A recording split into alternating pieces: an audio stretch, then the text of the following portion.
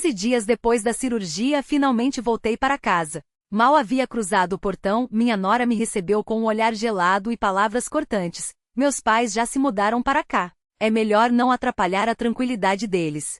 Sorri, contendo a dor que suas palavras me causavam. Aproveite enquanto pode, respondi, guardando cada detalhe daquele momento. Uma semana depois, minha resposta silenciosa os deixou atônitos. Fico feliz que estejam aqui. Fiquem até o fim e me digam de qual cidade estão acompanhando minha história. Quero saber até onde ela chegou. No banco traseiro do táxi, as mãos trêmulas apertavam minha velha bolsa de pano, enquanto a dor nas costas lembrava cada minuto daqueles 15 dias no hospital após a troca de quadril.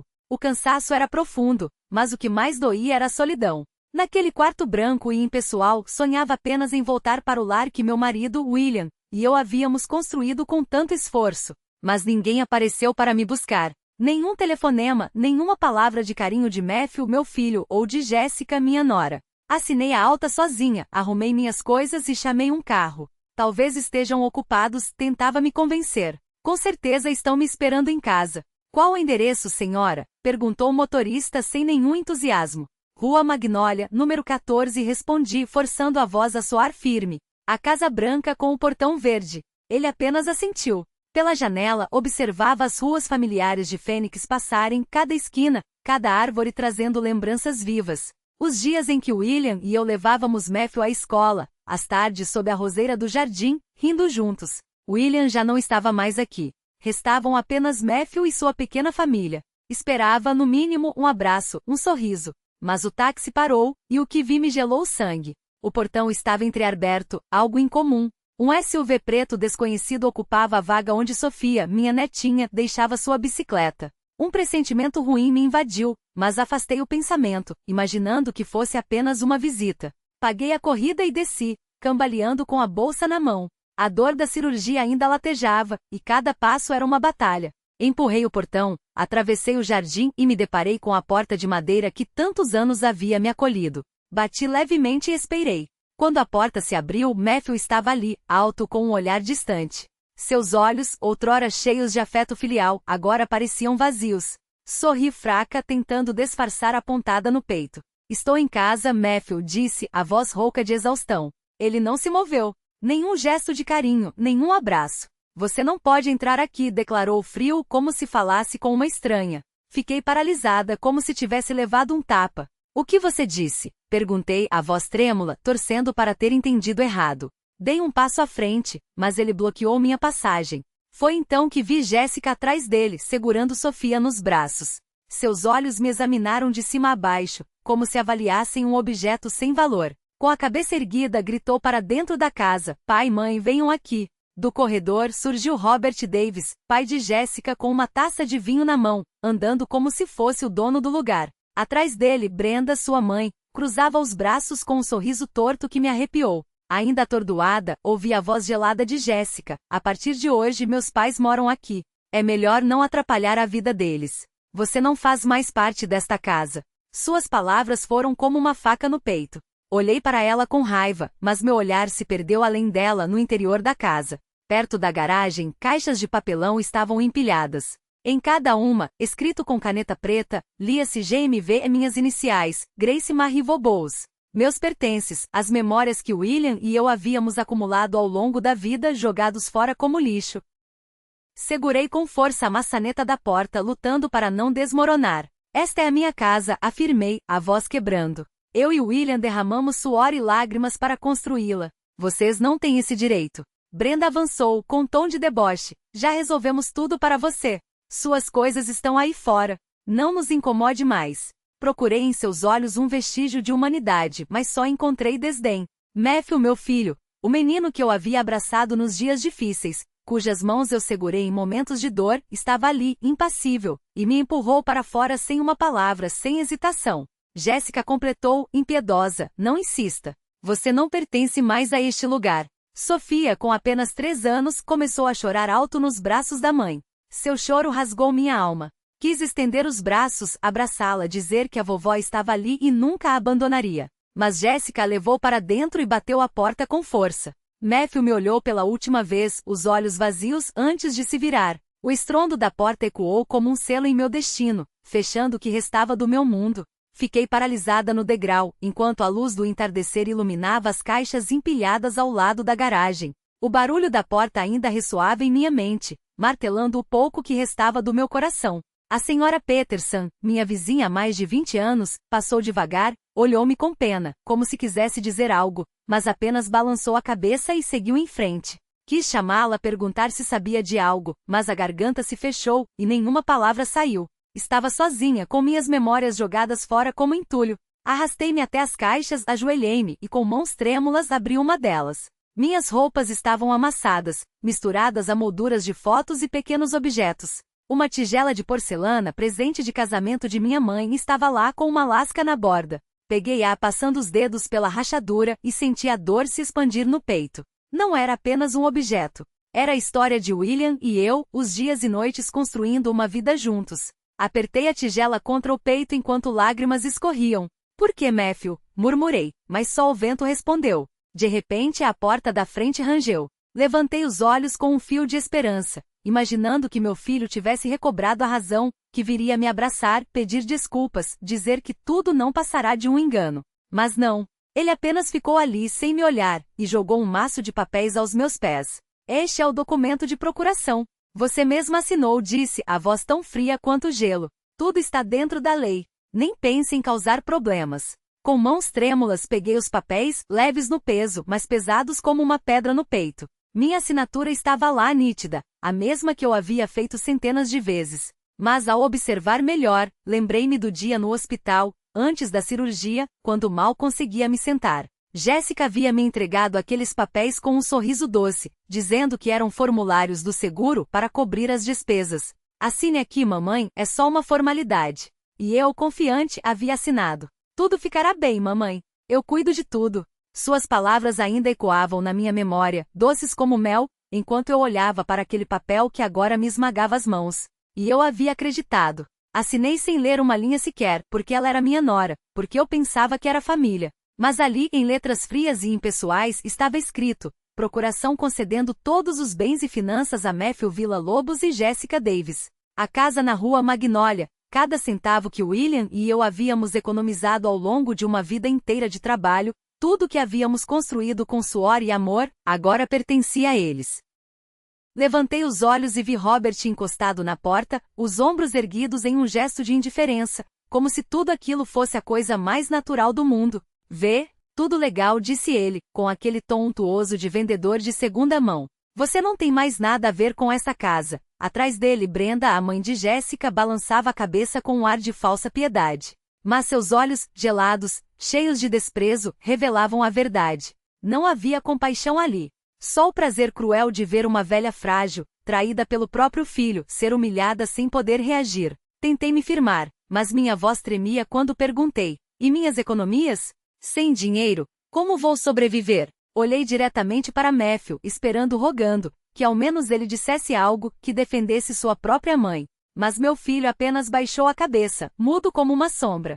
Jéssica reapareceu sem Sofia nos braços, andando com a confiança de quem já havia vencido a guerra. "Você não está mais em condições de gerir suas finanças", disse ela, a voz afiada como uma lâmina. "Por isso decidimos ficar com esse dinheiro, pelo bem da família." Pelo bem da família. Aquelas palavras na boca dela soaram como mais uma bofetada. Para mim, família era o cheiro de café fresco nas manhãs de domingo, o riso de Sofia no balanço do jardim, as noites em que William e eu nos sentávamos na varanda, planejando o futuro. Para ela, família era um contrato, uma assinatura forjada, um golpe calculado. Robert deu uma palmada no ombro de Matthew, sinalizando para que fechasse a porta. Olhei para meu filho uma última vez, suplicando por um sinal, um piscar de arrependimento, qualquer coisa que me lembrasse do menino que eu havia criado com tanto amor. Mas ele apenas empurrou a porta até que o batente ecoou, cortando a última centelha de esperança dentro de mim. Apertei a caixa de papelão contra o peito, sentindo o mundo desabar em cima de mim. Minhas pernas falharam. A dor da cirurgia latejava, mas era nada comparada à dor que dilacerava minha alma. Havia perdido a casa, o dinheiro e agora, o que doía mais, meu único filho. Arrastei-me até a calçada, o vento noturno secando as lágrimas que escorriam sem controle pelo meu rosto. Chamei um táxi, a voz tão rouca que o motorista teve que pedir para repetir. Qualquer hotel, por favor, foi tudo o que consegui dizer, sem força sequer para pensar. Enquanto o carro se afastava, virei-me para olhar pela última vez para a casa que havia sido meu lar. O portão verde, a porta de madeira, as roseiras que William havia plantado com tanto carinho, tudo reduzido a uma memória que se desvanecia. O táxi parou em frente a um pequeno hotel no centro de Phoenix. Letreiros de neon piscavam sobre uma placa apagada, Magnolia Royal. Desci cambaleando, segurando com força a caixa que continha os cacos da minha vida, as pernas ainda trêmulas pelo choque de ter sido expulsada pela própria família. O motorista me olhou com uma pitada de curiosidade, mas eu apenas balancei a cabeça em agradecimento e segui em frente. Não queria que ninguém visse minhas lágrimas. Não queria a piedade de estranhos. Já havia perdido tudo. Minha dignidade era o último fio que me sustentava. Na recepção, peguei a chave de um quarto minúsculo no terceiro andar. O recepcionista, um jovem de sorriso gentis, viu minha luta com a bolsa do hospital e a caixa de papelão e correu para ajudar. Deixe-me levar isso para a senhora, disse, a voz cheia de um entusiasmo que soou como um bálsamo em meio ao temporal que devastava minha vida. Sorri fracamente, sentindo um calor tímido no peito, um gesto de bondade inesperado em meio ao naufrágio. Quando a porta do quarto se fechou, coloquei a caixa no chão e me sentei na beirada da cama, uma onda de exaustão me engolindo. As paredes bege, o cheiro fraco de desinfetante, a solidão daquele espaço impessoal, tudo me lembrava que eu agora era uma estranha na minha própria existência. Abri a caixa com mãos trêmulas e tirei o que havia dentro. Uma foto antiga apareceu, meu casamento com William, há mais de 30 anos. Seu sorriso radiante, o terno um pouco largo nos ombros, meus olhos brilhando com a promessa de um futuro feliz. A ponta da foto estava rasgada, como meu coração naquele momento. Coloquei-a sobre a mesa, acariciei-a com delicadeza e sussurrei. William, se você estivesse aqui, o que faria? Mas só o silêncio respondeu. Peguei o celular, respirei fundo e disquei o número de Teresa Ryan, a única amiga em quem ainda confiava, aquela que havia prometido estar ao meu lado, não importa o que acontecesse. Grace, o que foi? Sua voz veio quente, mas carregada de preocupação. Ouvi também seus passos apressados, como se já pressentisse que algo estava muito errado. Você pode vir agora ao Hotel Magnolia Royal, quarto 128, no bairro Wildwood? Perguntei, tentando manter a calma. E não se esqueça de trazer a pasta que te entreguei ano passado. Ela não fez mais perguntas. Apenas respondeu, firme, já estou a caminho. A determinação em seu tom foi como uma faísca de luz na escuridão. Uma hora depois, Teresa apareceu com sua velha pasta de couro na mão. Entrou no quarto, colocou-a sobre a mesa, abriu os fechos e retirou uma pasta bancária que eu havia lhe confiado depois que William morreu. Grace, fiz o banco verificar isso, disse a voz firme, embora seus olhos refletissem uma inquietação que não conseguia esconder. Houve saques ilegais enquanto você estava no hospital. Mais de $200 mil desapareceram. O que aconteceu? Senti um nó na garganta e tive que me sentar para não desabar. $200 mil. O dinheiro que William e eu havíamos juntado em anos de trabalho exaustivo na oficina de costura. As noites em claro cuidando de Matthew quando ele estava doente. As vezes em que deixamos de ter algo para comprar seus livros. Tudo se foi. Contei-lhe tudo. Cada detalhe doloroso. A porta batendo na minha cara, as caixas empilhadas. As palavras geladas de Jéssica dizendo que eu não era mais capaz de cuidar do meu próprio dinheiro. Cada palavra que saía da minha boca era como uma faca cravando mais fundo. Mas eu precisava falar. Precisava que Teresa entendesse que eu havia sido traída pela própria família. Ela ouviu sem me interromper, mas notei seus dedos apertando a beirada da mesa, os olhos faiscando de raiva contida. Quando terminei, sentou-se à minha frente e disse, com uma calma que contrastava com a tempestade em seu olhar, então não foi só a casa. Eles também esvaziaram suas contas. Matthew tinha sua senha do banco? Assenti, a garganta seca. Eu pedia para ele trocar a senha periodicamente desde que William faleceu. Achava que por ser meu filho poderia confiar nele. Minha voz quebrou, e as lágrimas voltaram a cair. Eu havia dado tudo a Matthew porque acreditava que ele cuidaria de mim, assim como eu havia cuidado dele durante todos aqueles anos. E ainda assim, ele usará essa confiança para me roubar tudo. Teresa abriu seu laptop, digitou com rapidez e virou a tela na minha direção. Uma lista de transações bancárias apareceu. Somas vultosas transferidas para uma empresa chamada Davis Holdings LLC. Essa empresa está registrada em nome de Robert Davis, disse ela, apontando para a tela com um dedo firme. Não era coincidência, Grace. Depois de cavar mais fundo, descobri que a família Davis vem comprando propriedades há meses, todas no seu bairro. Minhas unhas cravaram-se na beirada da mesa, a madeira rangendo sob a pressão. O bairro Magnolia, onde eu havia vivido por mais de 30 anos, onde conhecia cada vizinho pelo nome, cada árvore plantada com minhas próprias mãos. Aquelas casas não eram apenas imóveis. Eram vidas, a vida da senhora Herrera, que me trouxe sopa quando William faleceu, a vida do senhor Beltrin, que consertou meu telhado depois da tempestade de 2012. O que eles tinham feito para merecer isso? O que eles querem? Minha voz tremeu de fúria ao perguntar. Eles me tiraram a casa, o dinheiro, e agora querem engolir o bairro inteiro. Teresa deslizou uma garrafa de água na minha direção, seu olhar suave, mas inquebrantável. Não vamos deixar. Mas primeiro, precisamos entender o jogo deles por completo. Na manhã seguinte, antes mesmo que o sol aquecesse as ruas de Fênix, eu já estava no carro de Teresa, rumo ao cartório do condado. Mal havia dormido. As memórias de Matthew, de Jéssica, dos olhares desdenhosos de Robert e Brenda martelavam minha mente como pregos. Mas algo havia mudado. A dor ainda estava lá, mas agora queimava diferente. Não como uma ferida aberta, mas como brasa sob cinzas, pronta para se transformar em ação. Eu não era mais a mulher que se curvou em silêncio diante da própria porta. Agora lutaria. Não só por mim, mas pela senhora Herrera, pelo senhor Beltrin, por todos que estavam sendo arrastados pela ganância dos Davis. Teresa dirigia com foco, mas de vez em quando seus olhos encontravam os meus no retrovisor, um sorriso breve de encorajamento. Hoje descobriremos a verdade, Grace, disse ela firme. Assenti apertando contra o peito a bolsa de pano desgastada onde guardava a foto de William como se fosse um amuleto. O cartório era um prédio antigo, paredes amarelecidas pelo tempo, o ar denso com o cheiro de papel envelhecido e tinta de carimbo. Teresa mostrou sua identificação de advogada, trocou algumas palavras com um funcionário que parecia conhecê-la, e fomos levadas a uma saleta onde um grosso processo já nos aguardava sobre a mesa. O atendente, um homem de meia-idade com óculos redondos, empurrou o dossiê em nossa direção.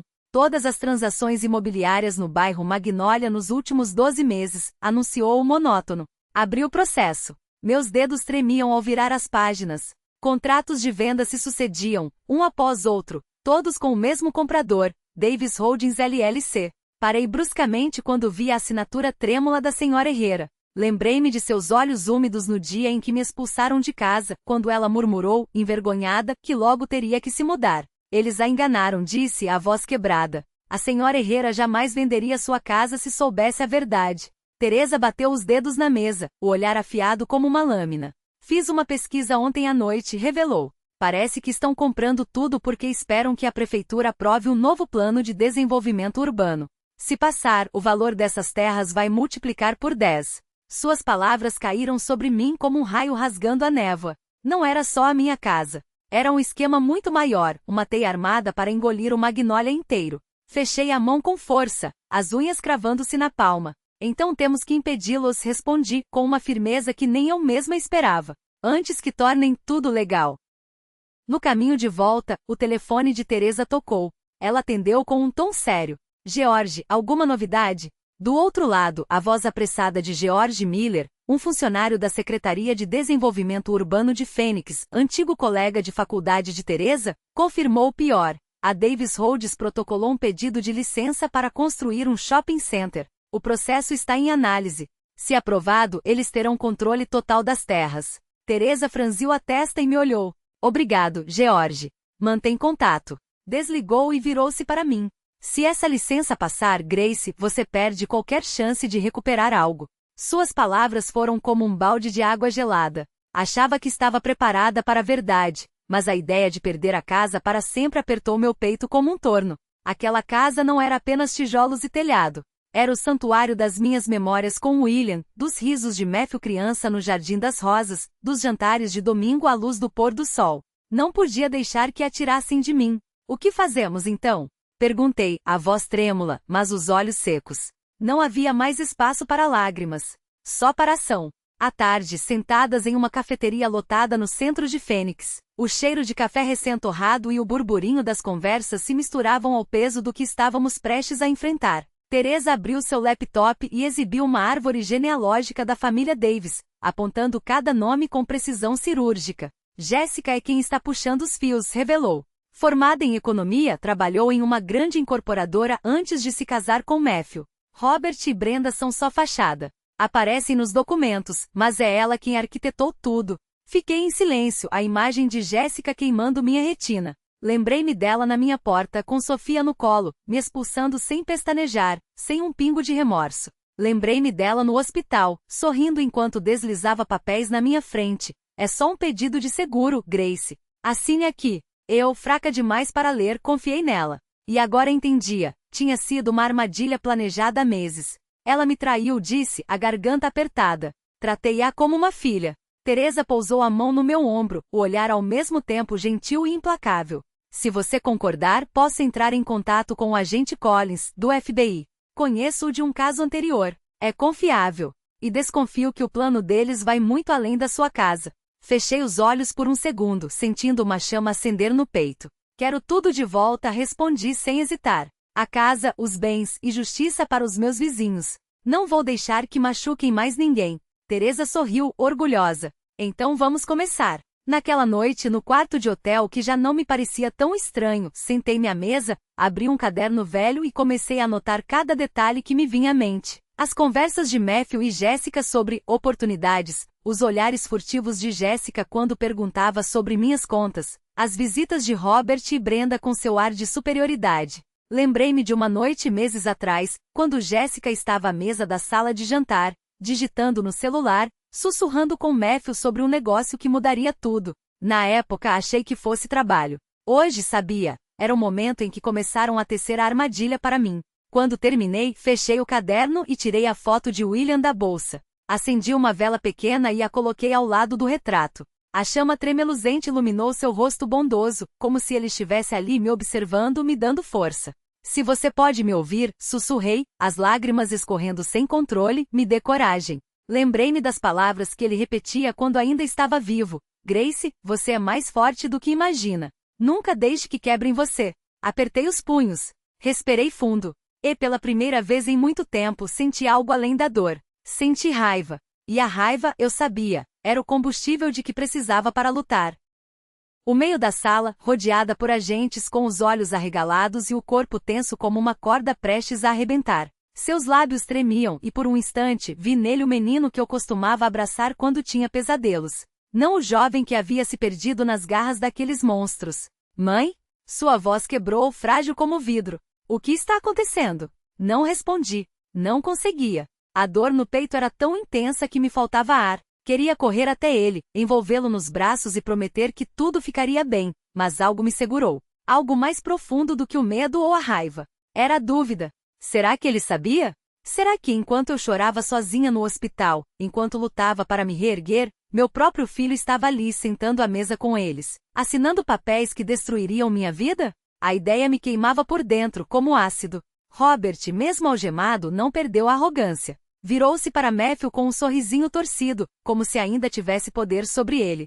Filho, não diga nada. Eles não têm prova de nada. Sua voz era um rosnado, mas os olhos brilhavam com a malícia de sempre. Matthew recuou um passo, como se tivesse levado um tapa. Seus dedos se fecharam em punhos e pela primeira vez vi algo além da confusão em seu olhar. Vi vergonha. Calha a boca, ele cuspiu, a voz trêmula, mas firme. Calha a boca, Robert. Aquilo foi como um sopro de ar nos meus pulmões sufocados. Não era uma confissão. Não era um pedido de perdão. Mas era algo. Era a primeira rachadura na fachada que eles tinham construído em torno do meu filho. Agent Collins aproximou-se de Matthew, o rosto impassível, mas os olhos atentos. Matthew Davis? Perguntou, puxando um tablet do bolso. Precisamos que você venha conosco. Há algumas perguntas que você precisa responder. Matthew engoliu em seco, olhando para mim como se buscasse permissão. Ou talvez salvação. Eu não sabia o que dizer. Não sabia se podia confiar nele. Mas uma coisa eu sabia, ele ainda era meu filho. E não importa o que tivesse feito, eu não o abandonaria. Vá com eles, murmurei, a voz rouca. Mas saiba uma coisa, Matthew. Apertei os dedos contra a dor no peito, forçando as palavras a saírem. Se você esteve envolvido nisso, se você sabia o que eles estavam fazendo comigo, com a senhora Herrera, com Deus sabe quantas pessoas mais, respirei fundo. Segurei seu olhar. Você vai ter que viver com isso pelo resto da vida. E nenhuma desculpa vai apagar isso. Seus olhos se encheram de lágrimas. Ele abaixou a cabeça. como se o peso das minhas palavras fosse demais para suportar. Eu não sabia de tudo, sussurrou, tão baixo que quase não ouvi. Juro que não sabia. Não era suficiente. Talvez nunca fosse. Mas, pela primeira vez desde que tudo desabou, senti uma faísca de esperança. Não por ele. Não ainda. Mas por mim. Porque enquanto os agentes levavam Robert e Brenda embora, enquanto Matthew era conduzido para um carro da polícia, eu permaneci ali de pé, no meio da sala que já foi meu lar. O ar cheirava a traição, a mentiras, a tudo que eles tinham tentado roubar de mim. Mas pela primeira vez em meses, eu era quem estava de pé, e eles é que estavam sendo arrastados para fora. A correr até ela, a pegá-la nos braços e prometer que tudo ficaria bem. Mas não podia. Não depois de tudo que eles tinham feito. Não depois de Jéssica ter me olhado nos olhos e dito, com um sorriso frio, que eu não era mais bem-vinda na minha própria casa. Não depois de Matthew ter se calado, como se minha dor não fosse nada comparada ao poder que eles agora tinham. Então, eu me forcei a ficar parada, a respirar fundo, a lembrar que aquela não era mais a minha batalha sozinha. Jéssica foi levada, ainda gritando ameaças e acusações, enquanto os agentes a empurravam para dentro do carro. Seus olhos encontraram os meus por um instante, e vi neles algo que nunca tinha visto antes. Medo. Medo de mim. Medo do que eu era capaz de fazer. E pela primeira vez, senti um frio prazer em saber que, dessa vez, ela era fraca. Matthew, porém, não resistiu. Não gritou. Não tentou fugir. Ele apenas ficou ali imóvel, como se já tivesse aceitado o destino que o esperava. Quando um agente se aproximou para algemá-lo, ele estendeu os braços sem uma palavra, os olhos fixos no chão. Era como se toda a luta tivesse sido sugada dele, deixando apenas um casco vazio do menino que eu um dia conheci. Mamãe, ele sussurrou, tão baixo que quase não ouvi. Aquela palavra tão pequena, tão frágil foi como uma faca no peito. Eu queria odiá-lo. Queria cuspir tudo que sentia, cada traição, cada noite em que chorei sozinha, cada momento em que ele escolheu o lado deles em vez do meu. Mas no fundo, ainda era meu filho. Ainda era a criança que eu havia embalado nos braços, cujos machucados eu havia beijado, cujos sonhos eu havia alimentado. E agora? Agora ele era apenas mais um nome em um processo. Mais um culpado em uma rede de mentiras. Colin se aproximou, colocando uma mão no meu ombro com um gesto que deveria ser reconfortante, mas só me fez sentir mais pesada. Senhora Villalobos, precisamos que confirme a identidade deles e assine a declaração de apreensão da propriedade. Sua voz era profissional, mas seus olhos traíam uma compreensão que não precisava de palavras. Eu assenti, engolindo o nó na garganta. Peguei a caneta, assinei os papéis com mãos que tremiam apenas um pouco. Cada letra era um adeus. Cada traço, uma sentença. Quando terminei, levantei os olhos e vi a casa pela última vez. Não era mais minha casa. Não da maneira que tinha sido. As paredes guardavam eco de risadas que nunca mais voltariam. O sofá onde William costumava se sentar para ler o jornal agora estava vazio. A cozinha onde eu havia preparado 1000 refeições para Matthew estava silenciosa, como se até ela soubesse que algo tinha morrido ali. Vamos? Teresa perguntou, sua voz suave, mas firme. Eu respirei fundo. Não olhei para trás. Porque dessa vez não era eu quem estava sendo deixada para trás. Dessa vez eu era quem estava indo embora. O impulso foi correr até ele e abraçá-lo, prometer que o protegeria de tudo, como sempre fiz. Mas meus pés estavam pregados ao chão, como se o próprio peso da traição os tivesse cimentado ali. Observei sua silhueta pequena desaparecer atrás da porta do carro, engolida pela sombra do veículo que o levava embora. E Matthew, ele ainda estava ali, imóvel nos degraus da varanda, como uma estátua esculpida no granito da culpa. Seus olhos vagavam entre mim e os policiais, perdidos em um limbo de arrependimento e desespero. Quando um dos agentes se aproximou e fechou as algemas em seus pulsos, vi seus ombros tremerem não de choro, mas de uma luta silenciosa contra palavras que jamais conseguiria pronunciar. Meu coração se partiu em 1000 fragmentos. Aquele era o filho que eu havia parido com dor e amor, o menino cujas lágrimas eu enxuguei com beijos, o jovem por quem abri mão de sonhos, de uma vida inteira. E agora ali estava ele, algemado como um criminoso, enquanto eu só podia assistir, impotente, à queda de tudo que um dia fora sagrado. Virei o rosto, sem querer que visse minhas lágrimas escorrendo, sem querer que soubesse que apesar de tudo, ainda o amava com uma ferocidade que doía. A multidão de vizinhos crescia como uma maré de murmúrios. Mr. Zerreira se aproximou, suas mãos trêmulas envolvendo as minhas. Obrigada, Grace, sussurrou, os olhos brilhantes de lágrimas contidas. Você fez o que nenhum de nós teve coragem. Salvou o bairro inteiro. Apenas assenti, incapaz de falar, com um nó na garganta que ameaçava me sufocar. Olhei ao redor e vi os rostos conhecidos, o Sr. Beltrin, com seu chapéu gasto, Dona Helena, as rugas do rosto mais profundas naquela manhã. Pessoas que haviam dividido anos de risos e silêncios comigo. Todos me olhavam com uma mistura de gratidão e luto. Sabiam o que eu havia perdido para chegar até ali. Entre no carro ao lado de Collins, o coração ainda batendo descompassado enquanto a sirene ecoava pela rua Magnólia como um lamento. Meia hora depois eu estava sentada em uma sala fria no quartel-general do FBI em Fênix, as paredes cinzas refletindo o peso de cada descoberta. O agente Collins se postou diante da mesa e deixou cair uma pasta grossa. O baque seco me fez estremecer. Encontramos isso no cofre de Robert, disse a voz grave, cortada por uma ponta de fúria contida. Abra a pasta com dedos trêmulos e senti o mundo parar quando reconheci cópias dos meus prontuários médicos. Cada dia na UTI, cada medicamento prescrito, cada anotação do médico, tudo ali, registrado com uma precisão cruel, como um diário da minha agonia. Como conseguiram isso? Perguntei, a voz quebrando, enquanto uma mão invisível apertava minha garganta. Collins empurrou outro maço de papéis na minha direção, o olhar severo. Temos provas de que a enfermeira Sarah Miller, que cuidou de você durante a recuperação, recebeu dinheiro de Jessica. Ela alterou suas doses de medicamento de propósito, causando uma infecção secundária para mantê-la hospitalizada por mais tempo. Suas palavras explodiram na minha mente como uma granada. Uma tontura me invadiu. Tive que me agarrar à beira da mesa para não desabar. As memórias daqueles dias no hospital voltaram em uma enxurrada. Sarah entrando no quarto com seringa na mão, evitando meu olhar, sempre apressada, como se quisesse fugir de algo. Pensei que fosse apenas o cansaço do plantão. Mas não. Ela era mais uma peça-aquele quebra-cabeça macabro. Virei as páginas com as mãos suadas até encontrar uma apólice de seguro de vida. A data da alteração do beneficiário, 6 meses atrás. O nome no campo destinatário, Matthew Villa-Lobos. Minha assinatura estava lá tremida, distorcida, mas não era minha letra. Não aquela que eu conhecia. Isso não é minha assinatura, murmurei, a voz engasgada. Collins assentiu, os olhos cheios de uma compaixão que só aumentava meu desespero. Suspeitamos que tenha sido forjada, confirmou. E isso já não é mais uma questão de fraude imobiliária, Mr. Villa-Lobos. Teresa bateu a mão na mesa com tanta força que os papéis saltaram. Isso é uma tentativa de assassinato para cobrar um seguro. Sua voz cortou o ar como uma lâmina. As palavras me atravessaram como um punhal. Fechei os olhos, tentando respirar, mas a imagem de Matthew voltava, seu olhar perdido quando as algemas fecharam, o rosto cavado, como se carregasse um fardo insuportável. Será que ele sabia?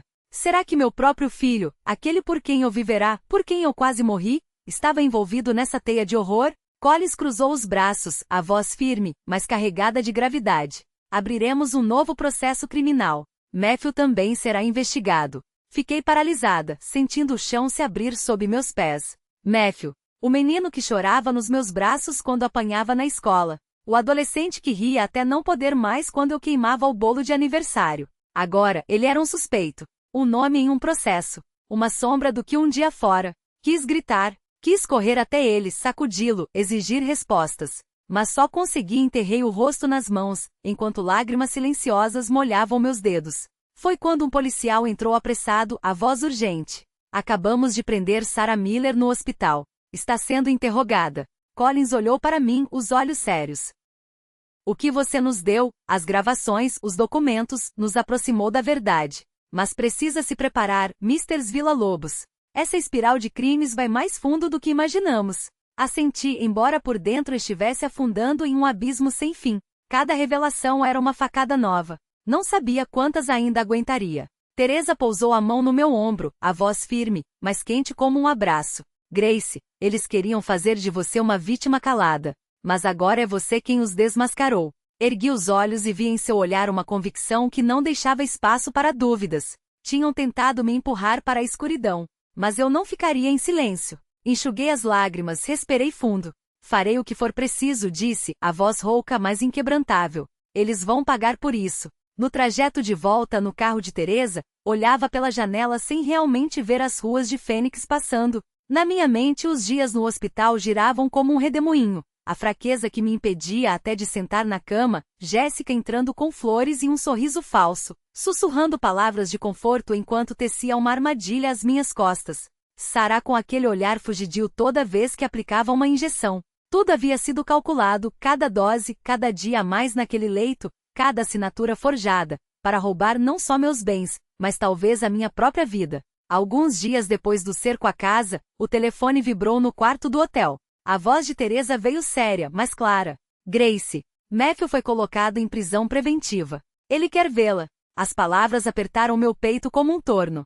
Matthew. O filho que viu me expulsarem da minha própria casa. O mesmo cujo nome aparecia em uma apólice de seguro forjada. Aquele que eu já não sabia se podia ou devia confiar. Fiquei em silêncio, os dedos brancos de tão apertados ao redor do aparelho. Eu irei, sussurrei. Naquela manhã encontrei-me diante do centro de detenção de Fênix, um prédio cinzento com muros altos e arame farpado cortando o céu. O vento frio me fez tremer, mas não era o clima. Era o medo de encarar Matthew, de olhá-lo nos olhos e encontrar, ou não, a resposta para a pergunta que me consumia. Por que, filho? Mas sabia que não poderia fugir. Precisava ouvir sua versão.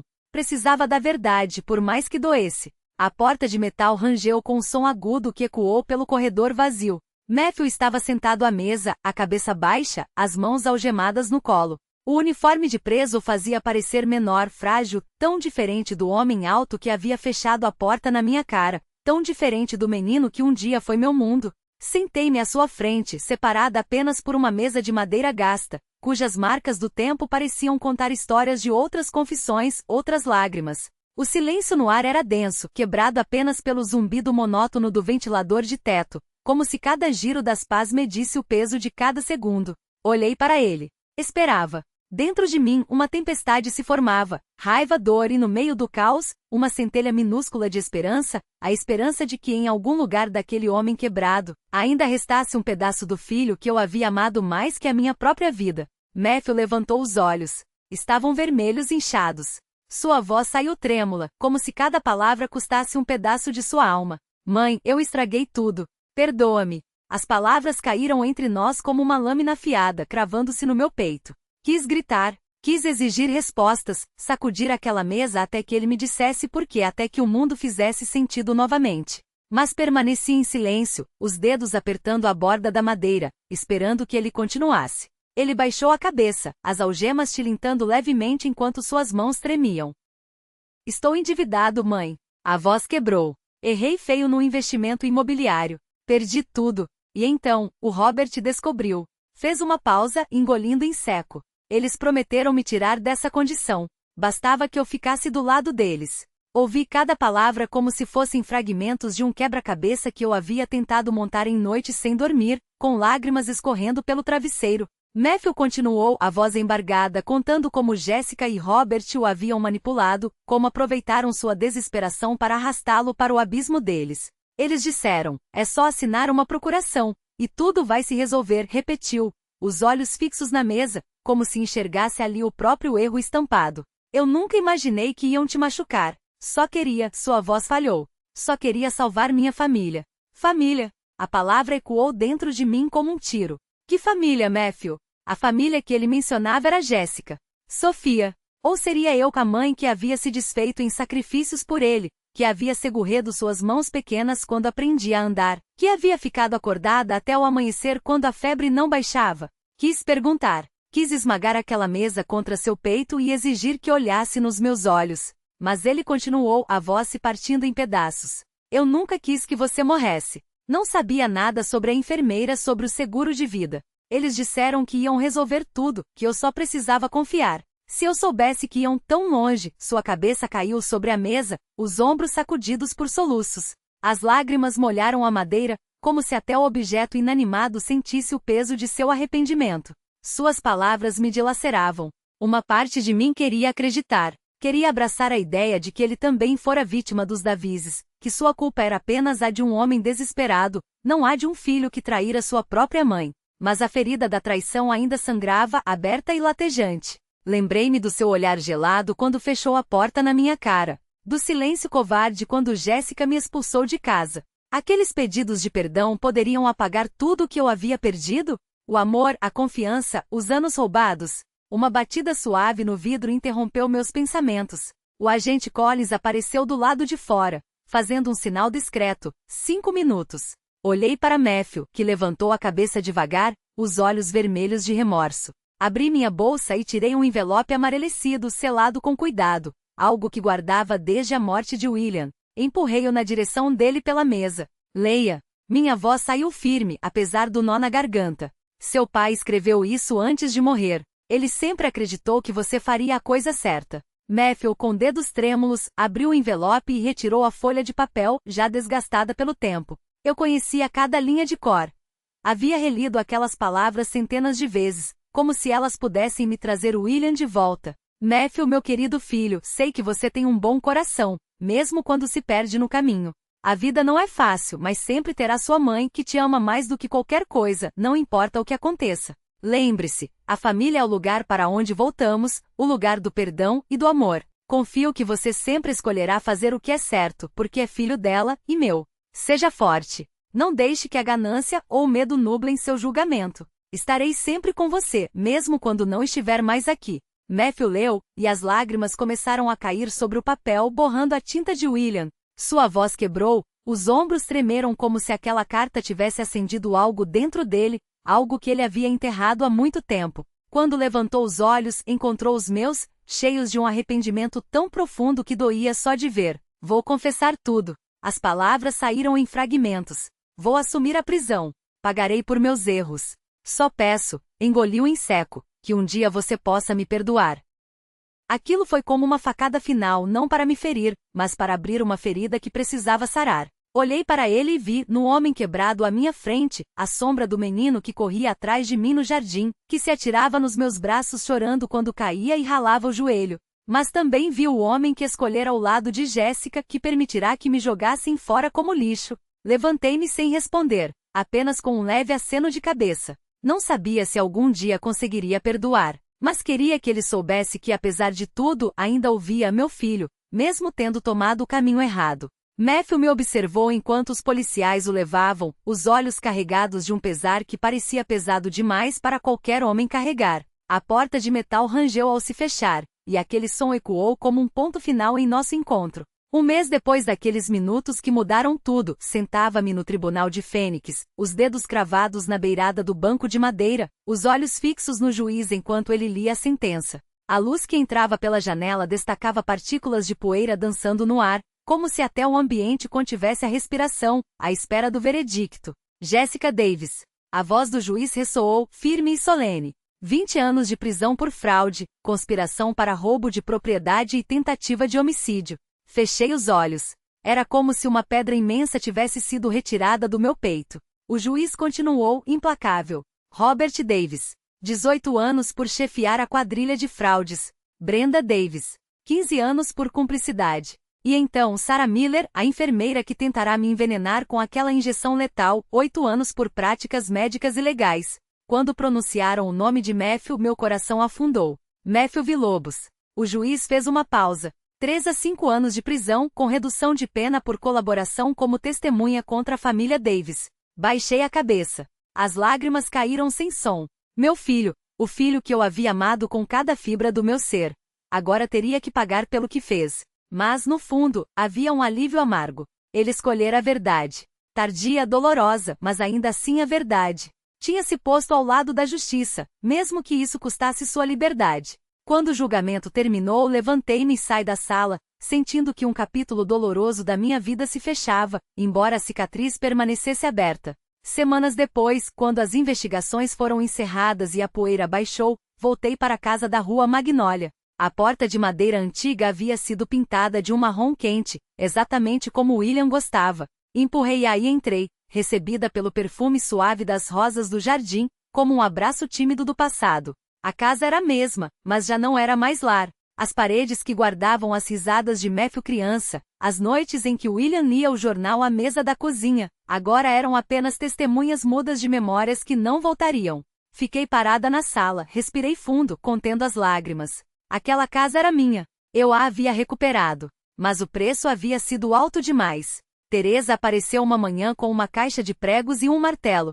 Precisamos pendurar as fotos da família de volta.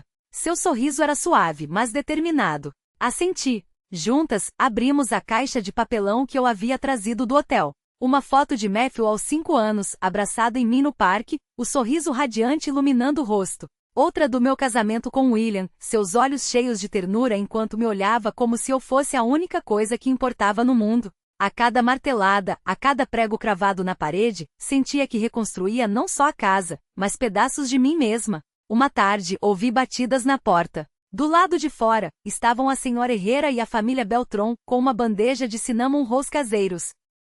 Grace, estamos tão gratos a você. Os olhos da senhora Herrera brilhavam. Se não fosse por você, eles ainda estariam. Sua voz falhou, e ela apenas apertou minha mão, como se aquelas palavras fossem desnecessárias.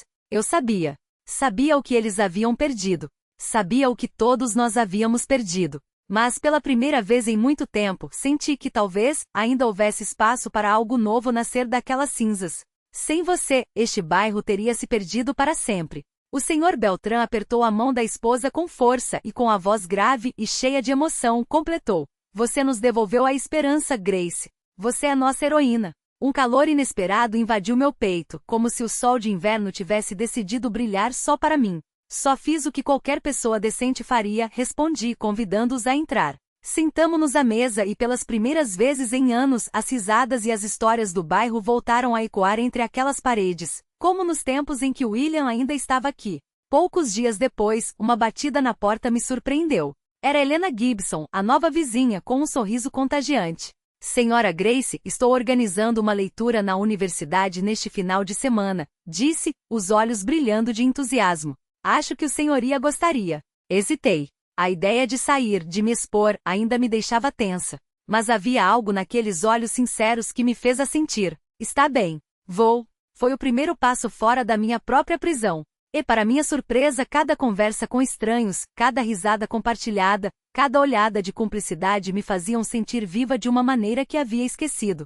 Comecei a me envolver mais. Reuniões de bairro, trabalho voluntário, como se cada pequena ação fosse uma cicatriz se fechando, uma ferida sendo curada. Até que certo dia, enquanto tomávamos café com Teresa em nosso lugar de sempre, as palavras saíram antes que eu pudesse contê-las. Estou pensando em criar um fundo de apoio jurídico para idosos vítimas de abuso financeiro. Quero chamá-lo de Fundação William Villa-Lobos.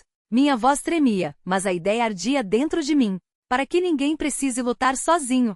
Para que pessoas como eu, como a senhora Herrera, tenham a quem recorrer. Teresa segurou minha mão, os olhos úmidos. É lindo, Grace. E eu vou ajudar a tornar isso real. Meses depois, a fundação foi inaugurada em uma cerimônia simples, mas cheia de significado no centro comunitário. De pé diante do microfone, olhei para as faces conhecidas do Magnólia, e para outras novas que haviam vindo apoiar a causa. Ninguém deveria ter que lutar sozinho, disse a voz embargada, mas firme. A justiça não é só para mim. É para todos aqueles que um dia tiveram sua voz roubada. Perdi muito, mas me encontrei. E quero ajudar outros a fazerem o mesmo. O aplauso encheu a sala. Vi a senhora Herrera enxugando lágrimas, Helena sorrindo como se fosse parte da família, Teresa acenando com orgulho. Naquela noite, sentada no quintal, à luz das velas dançando ao lado do retrato de William, o perfume suave das rosas me transportou para os dias felizes que havíamos vivido. Passei os dedos pela foto e sussurrei. Obrigada por me dar forças para guardar a casa e para me reencontrar. As lágrimas escorriam, mas não eram mais só de dor.